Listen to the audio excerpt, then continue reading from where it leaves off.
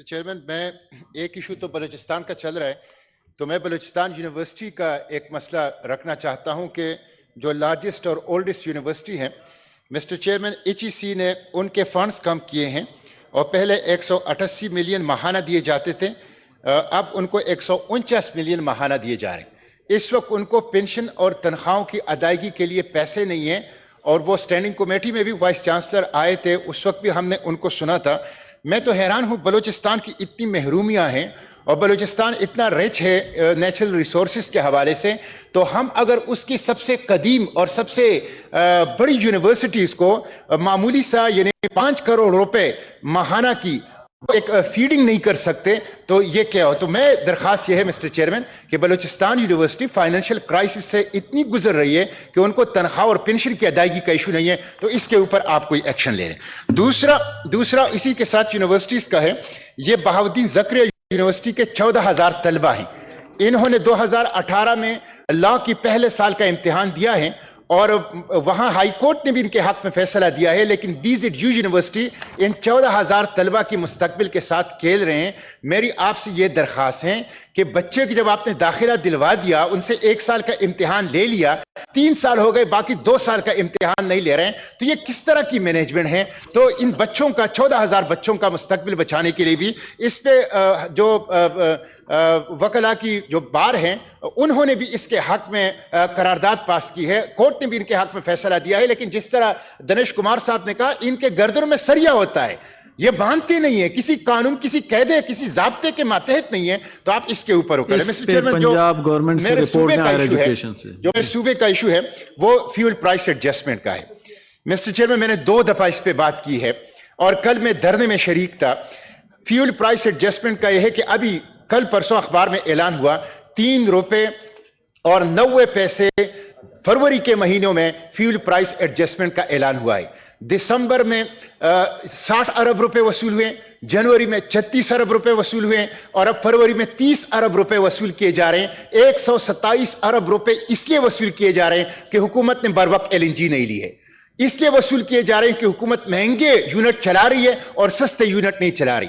और मेरा सूबा तो बिजली पानी से पैदा करता है, वो तो तेल से पैदा ही नहीं करता। 5,000 मेगावाट बिजली मैं पैदा कर रहा हूं, पानी से पैदा कर रहा हूं, 2 रुपए यूनिट पैदा कर रहा हूं, 18 रुपए यूनिट खरीद रहा हूं। मेरी जरूरत सिर्फ 1500 मेगावाट है, आप 5,000 मेगावाट में से मुझे 1500 मेगावाट भी नहीं दे रहे हैं। इस वक्त हमारी जो मार्बल सेक्टर है, CNG सेक्टर है, फ्लोर मिल है, स्टील सेक्टर है और इसी तरह के जो दरमियानी सनतें हैं वो बिल्कुल खत्म हो रही हैं। वो 10 लाख अफराद सिर्फ मार्बल सेक्टर से वाबस्ता है, सिर्फ मार्बल सेक्टर से। तो मेरी आपसे ये दरख्वास्त है कि आप ये जो APA का मसला है, बिलखसूस खैबर पुख्तनख्वा की जो मार्बल और फ्लोर मिल और स्टील और CNG सेक्टर और छोटी सनतें तबाह हो रही हैं। ऑलरेडी हमें अस्करियत पसंदी ने तबाह कर दिया, मिलिट्री ऑपरेशन ने तबाह कर दिया है, अफगानिस्तान के क्राइसिस ने तबाह कर दिया है, तो आप इसको कर लें। आखिरी बात में करके आप इसको मिस्टर चेयरमैन, ये 4 तो हो गए माशाल्लाह, मैं इसको कमेटी, बाकी आपके साथ ही मैंने 3 नहीं, मैं कह रहा हूं 4 चीजें हो गई हैं। मेरे 3 मिनट सिर्फ। जी सर बताएं, इसको आप कमेटी भेजें मिस्टर चेयरमैन। आखिरी बात में मीडिया के हवाले से जो बात आई है, चैनल्स जो हैं उसके ऊपर पाबंदियां लगाना और मीडिया का गला घोंटना, इसके हवाले से पाकिस्तान की रिकॉर्ड पहले से ही बहुत खराब है। इंटरनेशनल रैंकिंग जो होती है उसमें हमारे यहाँ मीडिया की सूरत हाल कोई तसल्ली बख्श नहीं है। अभी माजी करीब में 2 सहाफ़ी कत्ल हुए, लाहौर में एक सहाफ़ी कत्ल हुआ, एक और सूबे में एक सहाफ़ी कत्ल हुआ। सहाफ़ी जो ग्राउंड जो जर्नलिस्ट हैं वो बेचारे कत्ल हो रहे हैं, उनकी ज़िंदगी का कोई वो नहीं है। तो मैं तो एक तो मीडिया के हवाले से जो बात आई है कि मीडिया के ऊपर कदगने नहीं होनी चाहिए, मीडिया माशरे की आवाज़ें, इसी की वजह से जमहूरियत है, इसी की वजह से फंडामेंटल राइट है। लेकिन बिलखसूस मैं एक बात करना चाहता हूँ, ये जो हमारे सबसे बड़े सहाफ़ी है हामिद मीर साहब, इनके ऊपर कोई मुकदमा नहीं है। इनके खिलाफ 7 दरखास्तें हामिद मीर साहब के खिलाफ दी गई हैं बगावत की, लेकिन कोई दरखास्त काबिल कबूल नहीं हुई।